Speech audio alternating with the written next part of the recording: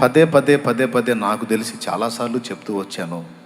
ఇక ముందుకు నా ఊపిరి ఉన్నంత వరకు చెబుతూనే ఉంటాను. ఏంటంటే 40 ఏళ్ల ప్రాయములో మోషే తన స్వీయ శక్తి మీద ఆధారపడి తన ఐడియాలజీ, తను నేర్చుకున్న ప్రావీణ్యం, యుద్ధ ప్రావీణ్యం కావచ్చు, మంత్రతంత్ర ఆ యొక్క ప్రయోగాలకు సంబంధించిన ప్రావీణ్యం కావచ్చు, ఐగుప్తీయుల సకల విద్యలు అభ్యసించాడు. అభ్యసించిన ఆ విద్యల చేత ఇశ్రాయేలు జనాంగాన్ని, దేవుని ప్రజల్ని బంధకాల్లోంచి బయటికి తీసుకొని రావడానికి ప్రయత్నం చేశాడు. అది మొదటి ప్రయత్నంలోనే విఫలమైంది. రక్షించాల్సినోడు వాళ్ళని అగచాట్ల పాలు చేయటానికి మొదలుపెట్టాడు. ఆయన కూడా ఎస్కేప్ అయ్యే పరిస్థితి వచ్చింది. ఎందుకంటే ప్రజల్ని సాతాను బంధకాల్లోంచి బయటికి తీసుకొని రావడానికి మనుషుల యొక్క ఆలోచన విధానం, మనుష్య శక్తి, మనుష్య జ్ఞానం, మనుషుని యొక్క ప్రయోగాలు, ఐడియాలజీ పనికిరాదు. ఐగుప్తీయుల సకల విద్యల పరిజ్ఞానమే మోషేకు ఉంది, కానీ మహోన్నతుని విద్యను ఎరగలేదు కదా. స్తోత్రం. మహోన్నతుని విద్యను ఎరగనటువంటి వ్యక్తి మరి బయటికి ఎట్లా తీసుకొస్తాడండి బంధకాల్లో ఉన్నోళ్ళని? అందుకే అబ్బాయి, బాగా స్వీయత మీద ఆధారపడ్డావు, స్వయం మీద ఆధారపడ్డావు, ఐగుప్తీయుల విద్యలు అన్నిటికంటే గొప్పవనుకొని ఫిక్స్ అయినట్టున్నావు. వీటితో నువ్వు తేలేవురా, ప్రజల్ని బయటికి తేవటం కాదు, మొత్తాన్ని నువ్వే నాశనం చేస్తావు. ఎందుకంటే నీ దగ్గర ఉన్నాయన్నీ అలాంటి ఐబనికి రావు, నీకు నా విద్య కావాలి అని దేవుడు అక్కడి నుండి మోషేని పక్కకు తీసి 40 సంవత్సరాలు కష్టపడి తను నేర్చుకున్న సరుకంతా ఖాళీ అయిపోవడానికి 40 ఏళ్ల టైం తీసుకున్నాడు. దేవునికి స్తోత్రం కలుగును గాక. ఏ ఒక్కటి మిగిలి ఉండకూడదు, మొత్తం ఖాళీ అయిపోవాలి. చివరికి ఒట్టి పాత్రగా అయిపోయి తన నిరీక్షణ అయితే కోల్పోలేదు.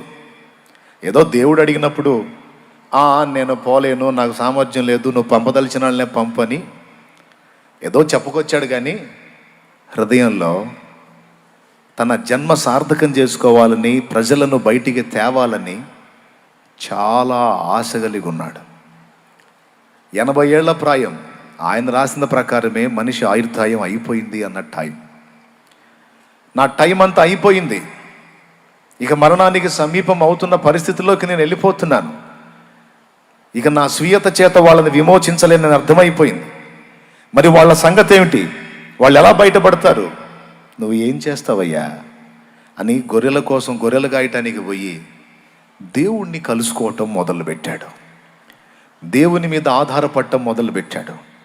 నిట్టూర్పులు విడవటం మొదలుపెట్టాడు. ఒట్టి పాత్రను అయిపోయాను, నేను అక్కడ కష్టపడి నా ప్రజల్ని బయటికి తీసుకొని రావటానికి రాత్రి పగళ్ళు శ్రమించి నేర్చుకున్న విద్యలన్నీ వట్టివైపోయాయి, వట్టోడిని అయిపోయాను.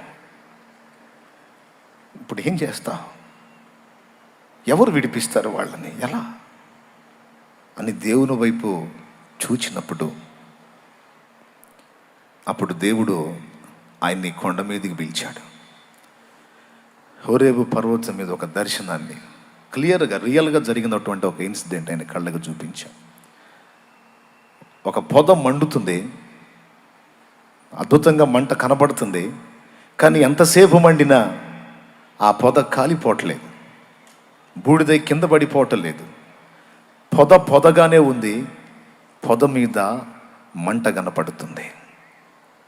దాని మీనింగ్ ఏంటంటే, మోషే నువ్వుగానే ఉంటావు, నువ్వు ఖాళీ పాత్రగానే ఉంటావు, కానీ నీ మీద నా శక్తి పనిచేస్తుంది, నా అగ్ని పనిచేస్తుంది.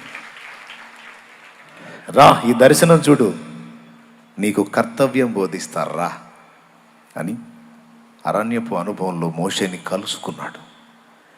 తనకు కర్తవ్యాన్ని బోధించి కార్యోన్ముఖుని గావించి వెనకడుగు వేయటానికి వీలు లేకుండా దేవుని ప్రభావం ఏంటో చూపించి వెన్ను తట్టి ముందుకు వదిలితే ఐగుప్తు రాజుని గడగడ వణికించి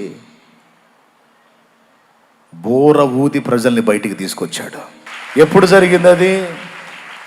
ఐగుప్తీయుల విద్యల ప్రావీణ్య ప్రభావంతో జరిగిందా? లేకపోతే అన్నీ ఖాళీ అయిపోయినాయి, మన దగ్గరికి ఏ సరుకు లేదయ్యా, ఏది చేసినా నువ్వే చేయాలని అరణ్యపు అనుభవంలో దేవుణ్ణి కలుసుకున్నప్పుడు జరిగిందా? నేను చెప్తున్నా, నీ సబ్జెక్ట్ అంతా పక్కన పెట్టవయ్యా. నీ పనితనాలు, నీ ప్రయోగాలు, నీ తెలివి, నీ టాలెంట్ పక్కన పెట్టు. దేవుని ముందు నువ్వు వెళ్ళిపో.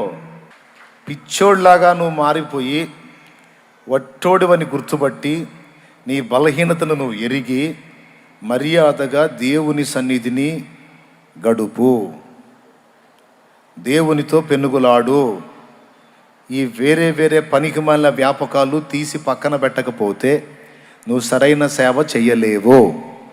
నువ్వు సరైన రోషం కలిగిన సేవ దేవుని కొరకు చేయాలి అంటే సైతాను నీకు దేవుడికి మధ్య అడ్డు ఈ మధ్య చాలా సరుకు తెచ్చిపెట్టాడు. వాటిల్లో నెంబర్ 1లోకి వచ్చేది సెల్ ఫోన్. దైవజనాంగా ఒప్పుకుంటారా? నిజం చెప్తాం, మనలో మన మాట. ఎంతమంది ఒప్పుకుంటారో చేతులు ఎత్తండి. నిజమా కాదా? అయిపోతుంది కదా టైం భయంకరంగా. మనకు ముందు తరాల వాళ్ళకి ఈ దరిద్రం లేదు, అందుకే అద్భుతంగా మండారు, అనేకుల్ని మండించారు. ఈరోజు ఇది వచ్చింది. అదేంటంటే దీనిలో ప్లస్ కూడా ఉందిగా బ్రదరు, మీరు ప్లస్ చూడరైంది. ఏం ప్లస్ బాబు? ప్లస్ చూపించి మైనస్లు ఎక్కువ వస్తున్నాయి. అసలు అన్నిటికంటే పెద్ద మైనస్ ఏంటంటే, లేదు బ్రదరు, దేవుని సంగతులు చాలా ఉంటాయి మనకి, అది చూడొచ్చు అంటే. పౌలు ఏ సెల్ ఫోన్లు చూసి చేశాడా? బర్నబా ఏ సెల్ ఫోన్ చూశాడు? డిఎల్ మూడి ఏ సెల్ ఫోన్ చూశాడు? చార్లెస్ జీఫిన్ ఏ సెల్ ఫోన్ చూశాడు? జాన్ నాక్స్ ఏ సెల్ ఫోన్ చూశాడు? ఏ సెల్ ఫోన్లో వచ్చిన జ్ఞానం పొందుకొని వాళ్ళ ఆత్మల్ని గెలిచారు? పనికిమాలిన మాటలకు అలవాటు పడ్డాం మనం. లేదు బ్రదర్, మస్తు సబ్జెక్ట్ ఉంది, బోల్డ్ అంత మ్యాటర్ ఉంది, తీసి దెబ్బలో కొట్టు. నీ చేతిలో బైబుల్ ఉంది, నువ్వు మనసు కలిగి దేవుని పాదాల చెంతకు ఏకాంతంగా పోతే దేవుని సన్నిధి దిగొచ్చింది.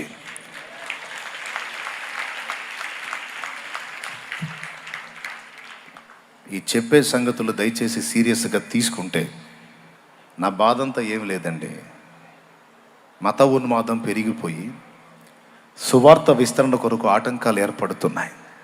సువార్త వ్యాప్తికి ఆటంకాలు ఏర్పడుతున్నాయి కనుక అందరూ కళ్ళు తెరవాలి, రోషం తెచ్చుకొని నా సంఘం పెరగాలి, పెద్దది కావాలన్న దృష్టి కాదు.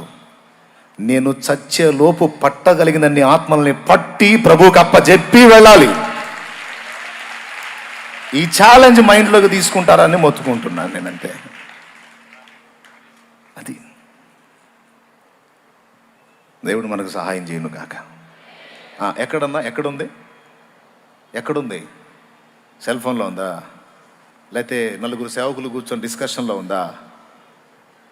మరి ఎక్కడుంది? ఎవరికి వాళ్ళు వ్యక్తిగతంగా దేవునితో కలుసుకుని ఎంత ఎక్కువ కలుస్తాడో, ఎంత ఎక్కువగా దేవునితో ఐక్యపరచబడతాడో అంత ప్రభావంతో నింపబడతాడు. ఒక చిన్న లాజిక్. అయస్కాంతం తెలుసుగా మీకు, చిన్నపిల్లలు ఆడుకుంటారు అయస్కాంతపు శక్తి అంటే మ్యాగ్నెట్. నల్లగా అంత ఉంటుంది కదా. ఒక ఇనుప వస్తువు తీసుకొని దానికి ఆ మ్యాగ్నెట్ లేకపోతే అయస్కాంతం దానికి అలాగా రాసి దానికేసి రుద్ది ఆ అయస్కాంతాన్ని అక్కడ పెట్టేసి ఈ ఇనుప మొక్కను తీసుకెళ్ళి ఇంకొక ఇనుప మొక్క దగ్గర తీసుకెళ్తే టపిమని అతుక్కుంటుందా? అతుక్కోదా? లోకంలోని వ్యక్తులు నీతో ఐక్యపరచబడి నీతో కలిసి దేవుని సేవించాలంటే అయస్కాంతపు శక్తి యేసయ్య దగ్గర ఉంది. ఆయనతో గలవాలి. ఎంతగా నువ్వు ఆయనతో ఐక్యపరచబడతావో ఆ మ్యాగ్నెటిక్ పవర్ అనేది నీలోకి వచ్చేస్తుంది. ఎంతగా పవర్తో నింపబడతావో అంత ఆకర్షణీయమైన వ్యక్తిగా మారిపోతావు. ఇది జనాల చేత మెచ్చుకోవటం కోసం కాదు, అనేకులను దేవుని వైపు ఆకర్షించడానికి నువ్వు ఒక పాత్రవైపోతావు అని చెప్తున్నాను నేను. అది రహస్యం. అందరూ దయచేసి ఈ విషయాన్ని గుర్తుపట్టి కనీసం ఇక నుంచి అన్నా ఆ పనికిమాలిన వ్యాపకాలు పక్కన పెట్టి కాస్త భక్తి జీవితంలో తిరిగి పునరుద్ధరించబడతారని ఆరాటపడుతున్నా. అన్నయ్యోళ్ళే కాదు, నేనే కాదు, మీరు కూడా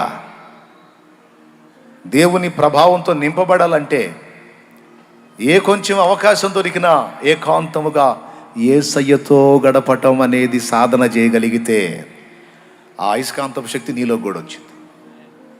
ఆ ప్రభావం నీలో కూడా పనిచేసి నువ్వు ఒక శ్రేష్టమైన పాత్రవై అనేకుల్ని దేవుని కొరకు ఆకర్షించగలుగుతావు. అలాంటి కృప దేవుడు మనందరికీ దయచేయునుగాక.